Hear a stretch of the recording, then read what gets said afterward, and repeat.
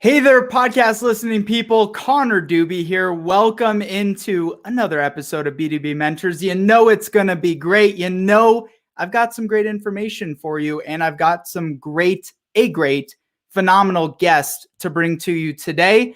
Do me a tiny favor, my friends. Please make sure you subscribe. We are on all your favorite podcast apps. Wherever you like to listen, just search up B2B Mentors, look up on your apps.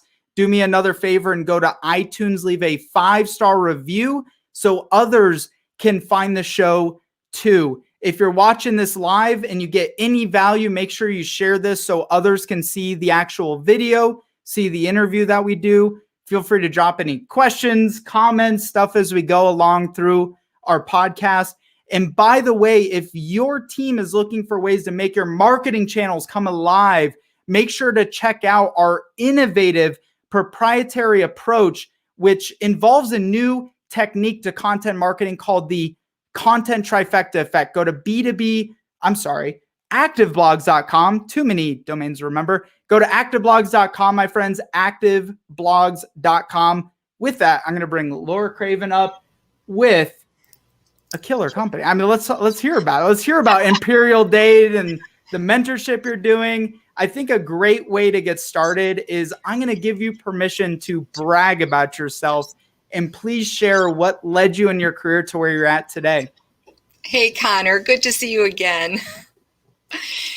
So hi, everyone, podcast people. I'm Laura Craven. I'm the VP of Marketing for Imperial Dade. Now, Imperial Dade is a distributor of food service and janitorial supplies nationwide.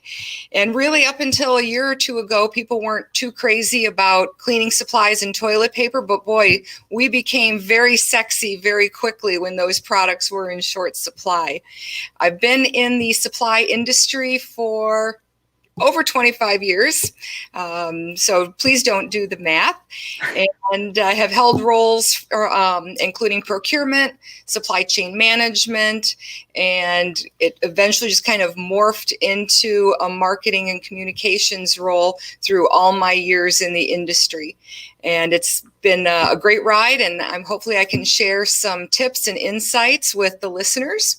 Just really happy to be here.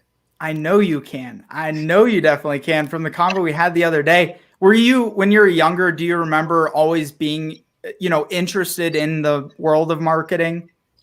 Actually, I was going to be an accountant, and actually got my bachelor's in accounting and started off doing that. And after a couple of years of sitting all by myself in my cubicle, buried in green bar reports and a 10-key adding machine, I knew that It wasn't for me. I needed people. I needed to talk to people during the day and get out of my chair and move around and help make things happen.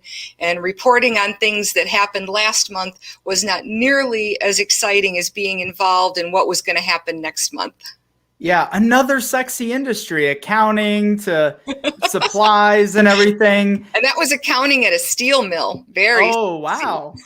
That's cool. I bet you may have studied some of Carnegie's material then, right? Have you read like Think and Grow Rich or any of Dale Carnegie's materials? Yes. I think over the years I've read pretty much all of the business books. My favorite is probably Good to Great. That is a good one. Jim Collins, right? Yes. Yep. Get the right people on the bus and get the flywheel moving forward. That's the flywheel of success. The flywheel effect. Yeah, I think you've definitely tapped into that with what you're doing over there. And I'm really excited to highlight and share some of the strategies. Do you what was that pivot like? Where did you pivot or transition your career from what you're doing prior to getting more involved in the marketing side of things? I had been in a marketing role for a while, but it was more of the traditional approach to marketing as far as developing collateral materials and doing some experiential marketing with trade shows. But I think a pivotal moment that helped kind of recraft my thinking around the art of marketing. In 2015, I took a certification program at Medill with Professor Randy Lavick, and it was all about content marketing and content strategy. And all of a sudden it dawned on me that instead of focusing all my energy on just simply restating why I thought our company was so good, change the message to fulfill a need for our customers. What could we put out there that would actually help them succeed that was beyond products and services? And the overarching theory was give to get. If you freely give of your knowledge and your expertise and not focus only on the 4 Ps, right? Product, placement, promotion, but really focus on the how, the why, how to solve problems. And, sometimes even outside of the products that you sell, your audience will come to see you as a trusted expert, a trusted advisor, someone that they can rely on for the straight truth. And once you've earned people's trust, then you get the right to approach them with a sales proposition. What's been most surprising to you over the years being in marketing and in the kind of marketing that you've done? The most surprising. Well, I would say one of the most challenging things is it's very hard, especially in the B2B world, to attribute your marketing efforts to closed sales because there's so many moving parts. You have your sales consultants, you have customer service people. In our industry, which is distribution and supply chain, our truck drivers play a big role in our customers' perception and our customer satisfaction of our products and services. So I think that was it. I think getting into marketing so many years ago, I thought it would be very simple to execute a marketing campaign and be able to, in my accounting mindset, say that it caused a 22% growth in sales over 6 months, and this was the profit margin. But in B2B, it doesn't work quite that way. Yeah, it's hard to measure even financially the entire track of getting in front of somebody to like close revenue in the business. But I imagine you have some like a skill set benefit to knowing finances deeply and being in marketing. It has served me well, being able to understand a P&L, being able to see and manage costs versus, return on investment, even if it's not black and white, even if it's a little more gray. And then you add in just feedback from your sales team, feedback from the customers. Then I think you can draw some conclusions on what's been successful and what hasn't. But yeah, I think I might be a little unique in being able to read financial statements in my current role. Yeah, I'm sure your budget is lean and mean and your software stack, everything is just like very, very picked apart, I'd imagine, which is a good thing. I am the spreadsheet queen. I have spreadsheets for everything and timelines for everything. Yes, I do keep very meticulous records, as I think our controller or anyone in our finance department will attest to. Yeah, that's awesome. So talk about how have you applied that in the give to get principles? Like how have you actually implemented give to get marketing over the years? We started off doing I would say what became traditional content marketing, blogs, helpful infographics, things that we could explain. So explainer videos or, simple fast facts about the different types of processes and products in our industry. And over time, it got a little more technical and I think a little more creative. And during the onset of the pandemic, all of a sudden everyone was kind of scrambling for answers. And we were fortunate that we had the knowledge on disinfection of high-touch surfaces, an understanding of epidemiology and infection prevention. And I was able to work with some of my colleagues who have decades of experience in either cleaning chemistry, the application of cleaning chemistry, or even we have an infection prevention expert on staff. And we came together and said, okay, what our customers are freaking out. What can we do to help them? And we came up with a program called High Protection Zone, which was a very simple, straightforward how-to guide on cleaning for health and disinfection rather than cleaning for appearance or cleaning for theater.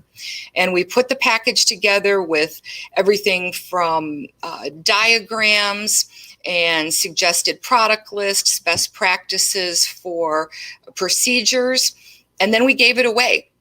And not just to current customers, we offered it to anyone, whether they were a customer of ours or not. And we went out and we offered it to restaurants and convenience stores, fitness centers, schools, any kind of office building, houses of worship. And all they had to do was ask, and we would even do it virtually, or we'd go to their place of business and do a 60 to 90 minute training session. And there were no strings attached. And I think that's one of the best examples of give to get, because we had all this knowledge, and by packaging it up in a really simple, straightforward fashion and not expecting anything in return, we helped establish that thought leader and trusted advisor image that is so very important to the culture of our company. And hopefully we helped some businesses stay afloat and or be prepared to emerge from the pandemic stronger and with more protection for their staff and their customers or guests. You mentioned thought leadership. What are some other avenues or channels? Because that's in B2B, it is about that thought leadership, right? Mm-hmm. It's a bit different from a consumer brand where you're showing and highlighting cool colors and influencers and all that.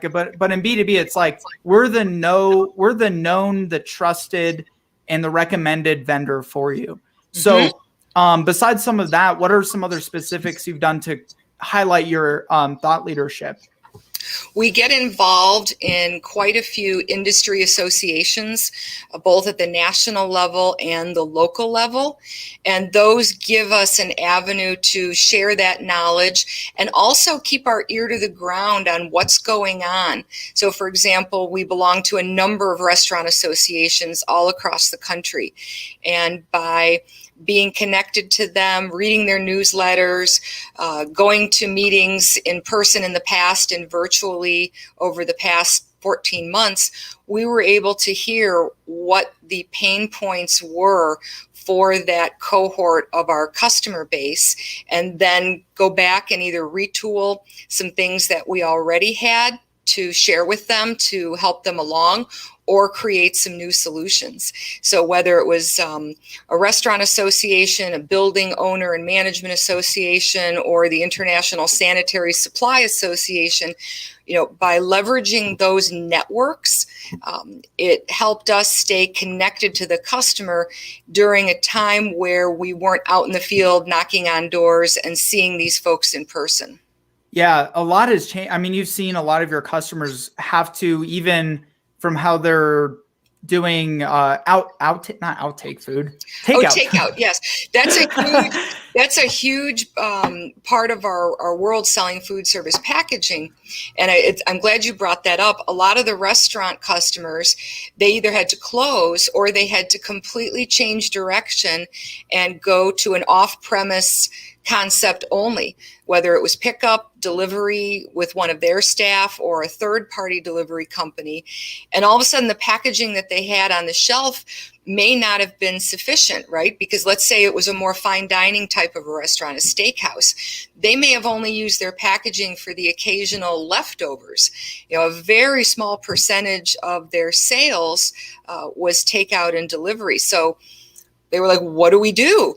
And also, when you're using third-party delivery, they needed some tamper-evident supplies, right? Labels and special bags that would seal to show the end consumer that their product had not been opened and potentially tampered with on the ride over to their home.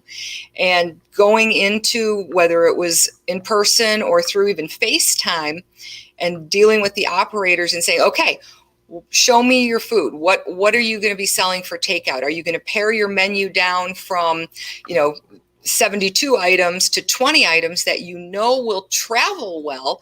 And now let's look at the portion sizes and how the item might be reheated. And then we would help them find the right package for each menu item to make sure that their guests still had a nice experience, even though they weren't enjoying their meal at the restaurant, but after maybe 30 minutes when it finally got to their home. It's interesting because we're moving into that world with what's a food delivery app like Grubhub and Sure. all these, and food delivery is becoming much more popular. I want to take it. I want to move fast. I want to be on the go. And do you, a lot of your customers, were they just even totally unprepared for this anyways, to be able to handle customers if they were picking up or ordering out? A lot of them really did have to retool their operation. Some are quick serve customers. They were already in that business model, so it was a little easier for them to just close their dining room and do 100% takeout and delivery.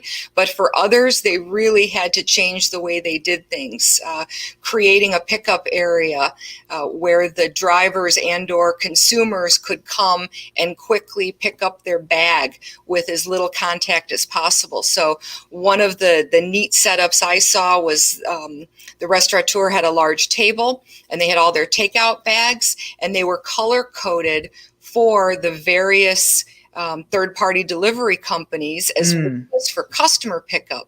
And then they would attach a number to those color-coded bags, and then you knew if the driver from company A came, well, he goes to the green line, and driver from company B goes to the red line. But myself, I'm a customer direct. Mine was in the yellow line, and it was pretty cool. They just created their own assembly line, and I think maybe they should have been designing some of the COVID testing sites. The lines might have moved faster. Yeah, they're more lean and mean than a lot of the government operations for sure. Yes. I'm sure it's one of my favorite restaurants in downtown Denver. They have like a whole paleo menu. Everything's clean, no sugar, dairy. It's like my favorite restaurant ever. And they cut a hole in the side of their restaurant to put a delivery window into their side of the restaurant. And it's just phenomenal what some of these restaurants that are even in high demand. I mean, this restaurant's packed all the time, super busy, a lot of them that I've known, but some of these tiny things, like you don't even think about it, like packaging would eliminate them from being able to still serve customers. You're right. Yeah. So there was a lot of fast and furious problem solving going on. Yeah. And, now in many states across the country, dining is, back to full capacity. Other states are probably going to get there by the end of June. But I think a lot of the takeout and third-party delivery use will continue because now consumers are very comfortable with it. I admit that was the first time I tried a third-party delivery app was about a year ago because I didn't have time to leave my house and go pick something up. So I said, well, I'll try it. And so I think that happened with millions of consumers across the country. And even though I think there's a lot of pent up demand for the environment and the fun of going out to eat, because nothing can really replace that, I think for some meals, especially when time is of the essence, people are going to remain very comfortable with getting their meals to go. I'm sure a lot of these restaurants are going to maintain those practices and keep doing delivery where they wouldn't otherwise. And a lot of states too change their liquor laws so you can carry out, because that's where most restaurants are making their money. So I'm sure they needed different packaging for You're that right. in particular. Yeah.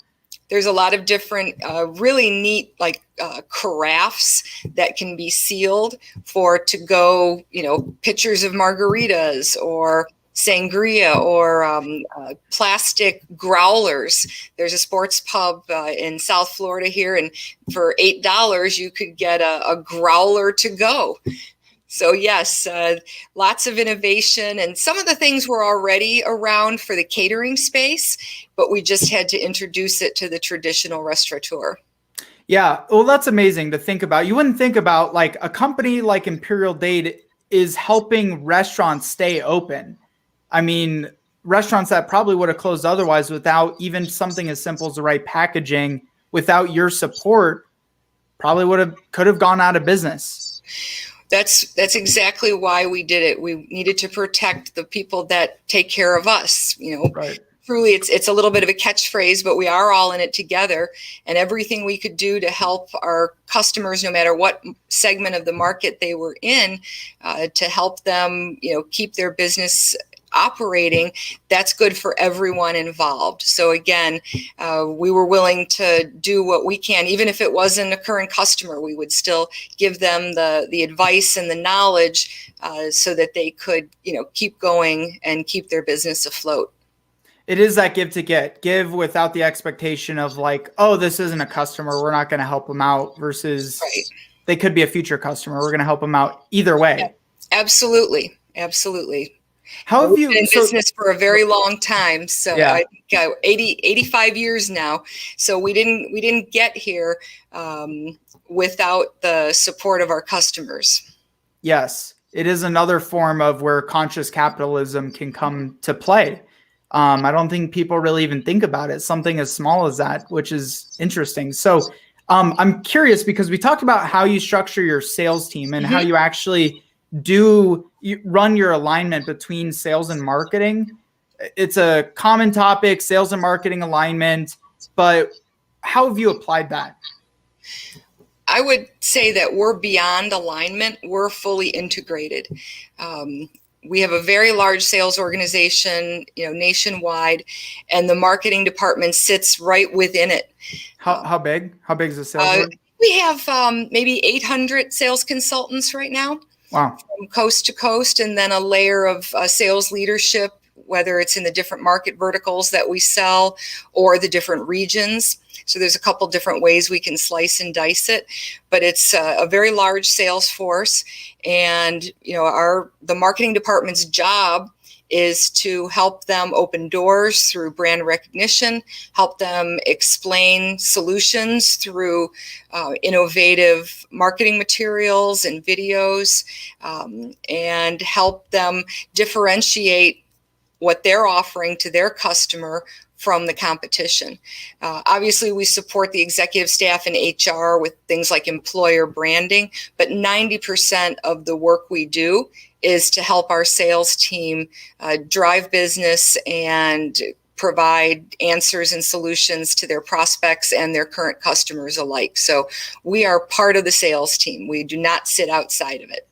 Well, in companies who even have sales reps that are in-house and are all selling virtually are all discombobulated in a lot of ways. And you have a lot of, these guys are out in the field.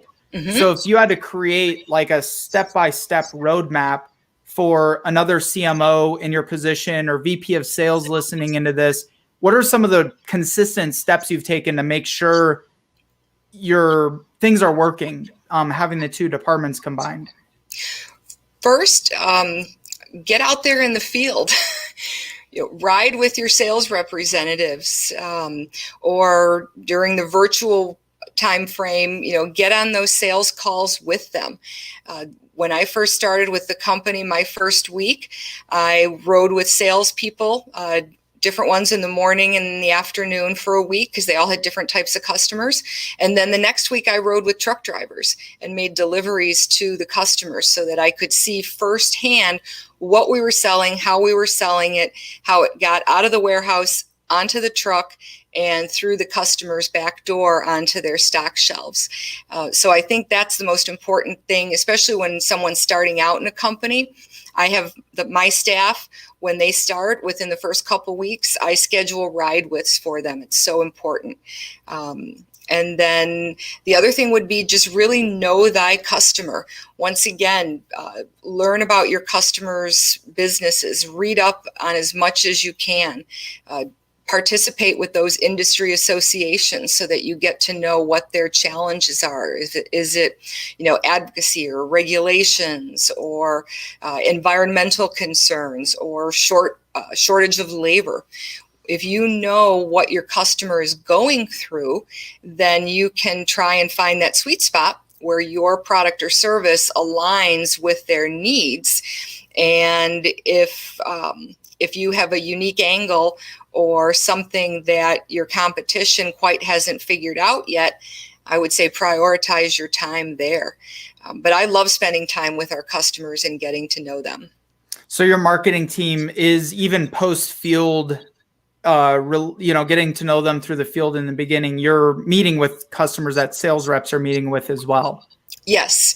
And now that we're emerging from the pandemic, we will resume our in-person events later this summer and in the fall.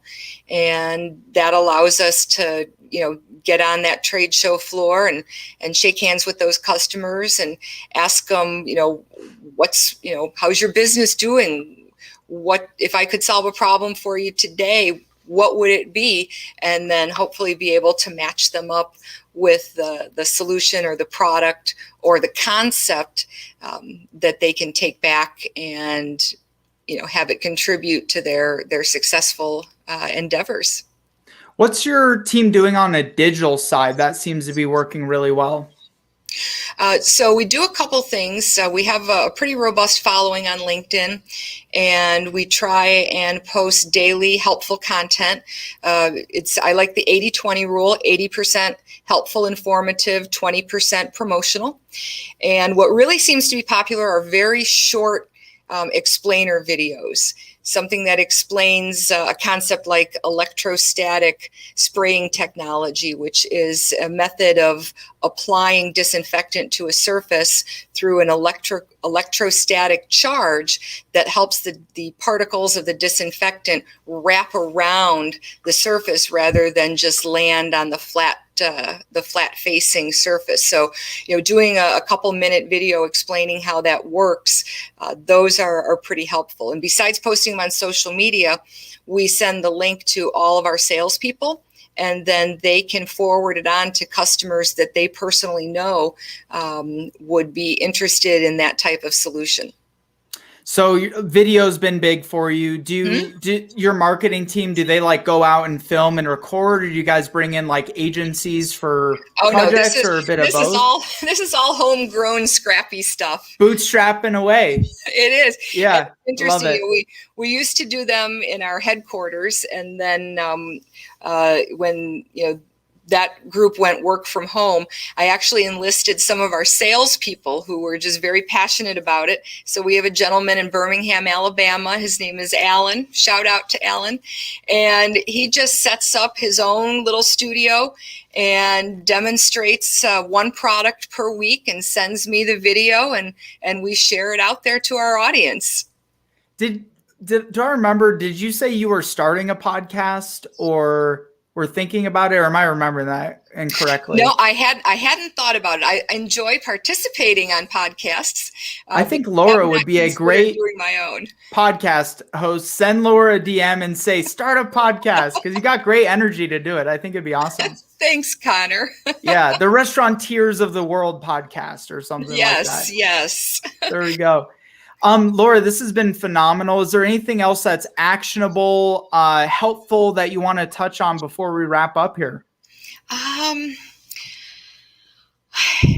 think one thing is, in a lot of traditional marketing classes, there's this huge focus on defining your customer persona.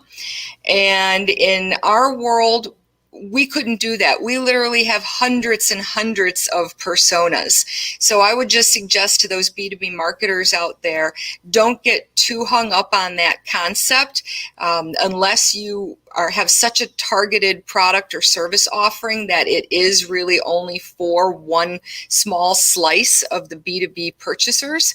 For example, we sell into 12 different market segments, from healthcare to education to restaurants to cruise lines. Our buyers could be anything from a young person just starting out to someone who's been in their business for 50 years, big companies, small companies, companies that are regional, companies that are on, a Caribbean island.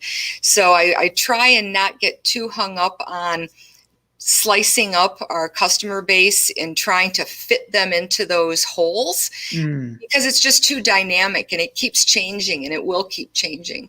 So rather than trying to define those personas, I would spend more time on trying to define their pain points and what they need to be successful, and then focusing your energy on sharing out information that those folks can take and learn something and, come to you for answers. It's a really great point. You can get so caught up with trying to divvy out your audience space that you don't even spend time marketing to your audience because you're too caught up trying to deal with data and segmenting and slicing versus while you're doing that, CMOs like Laura are going out and they're communicating because they know their customers' pains because you're getting involved with your customers. So I think that's a great point. Graphics don't mean as much as what's really going on in their place of business. So share real quick, you have an event coming up for those who want to get involved or are interested. Do you want to touch on that? Absolutely. As I said, we're resuming our B2B trade shows. So in Atlanta, we're going to have an Innovations Expo on August 19th. Of course, we'll be exceeding all of the CDC guidelines that are in place to make it a safe and hygienic event. And in October, we're going to have another expo at the Meadowlands Exposition Center in Secaucus, New Jersey. So visit imperialdade.com. We'll be posting registration for those events in June. And we'd love to see you there and come and walk through our catalog. You're just going to dress everybody up in food takeout packages for COVID protection, right? That's how we decorate our Christmas trees, I'm sure your whole Christmas tree is just built out of paper cups and recyclable straws, toilet paper, and bottles of disinfectant. Oh, teepeeing the office would be fun. That would be a good way to decorate for Christmas. Mm-hmm. And for you personally, how can people get into contact with you as well? My LinkedIn profile is Laura Ann Craven, ANN, no E, because there are lots of Laura Cravens out there. Or you can shoot me an email at lcraven@imperialdade.com. Always excited to network with fellow marketers and or answer questions where something that I know can help someone else. Beautiful. Laura, I appreciate you so much. I appreciate your time. Thank you for sharing your insights with us. Stick around for one quick moment here while we wrap up. And for the rest of you, please make sure you go share this out. I guarantee you there's somebody is in your network who would need access to this information, who would appreciate this information. Go check out B2B Mentors. We have all of our past episodes on all your favorite podcast apps. B2B Mentors. Go to iTunes, leave a 5-star review so others can find the show too. With that, my friends, we'll see you over on the other side.